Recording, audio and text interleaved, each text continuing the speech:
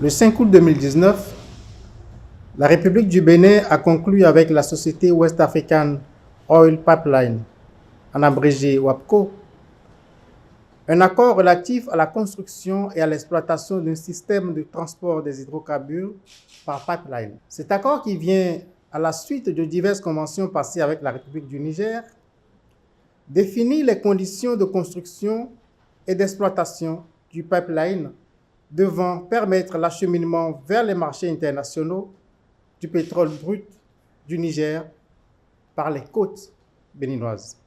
Le 3 juin 2024, le ministre de l'Énergie, de l'Eau et des Mines de la République du Bénin a confirmé à l'administrateur général de WAPCO Bénin l'engagement de la partie béninoise à respecter les accords conclus, mais a clairement indiqué que pour des raisons de sécurité, elle procéderait de manière encore plus avisée à la vérification de l'identité des personnes devant accéder au site. Dans la soirée du mercredi 5 juin 2024, des informations de sources dignes de foi qui me sont parvenues ont fait état de ce que des personnes se sont frauduleusement introduites sur le site de la station terminale de WAPCO Bénin à Sémékodi.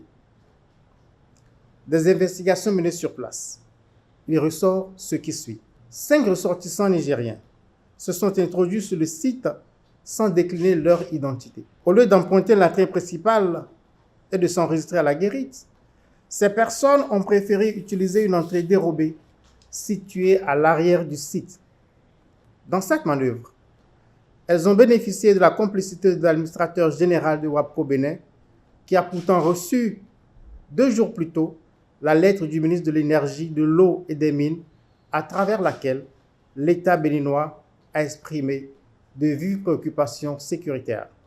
Pour justifier cette entrée frauduleuse sur le site, les intéressés ont indiqué tous être des employés de WAPCO Niger dont ils arborent les badges et précisé qu'en cette qualité, ils n'avaient pas l'obligation de s'enregistrer à la guérite. Une telle justification est inopérante en raison de la sensibilité du site. À l'étape actuelle, l'enquête a formellement établi qu'au moins 2 parmi ces personnes sont des agents nigériens au service du Conseil national pour la sauvegarde de la patrie CNSP. Ces personnes se sont fait confectionner pour la circonstance de faux badges d'employés de WAPCO Niger. Les investigations se poursuivent pour déterminer les motivations réelles des mises en cause, dans un contexte où des informations récurrentes font état de la planification d'actes d'atteinte à la sécurité de l'État du Bénin. Je ne manquerai pas, s'il y a lieu, de vous apporter de plus amples informations sur l'évolution de cette enquête. Je vous remercie.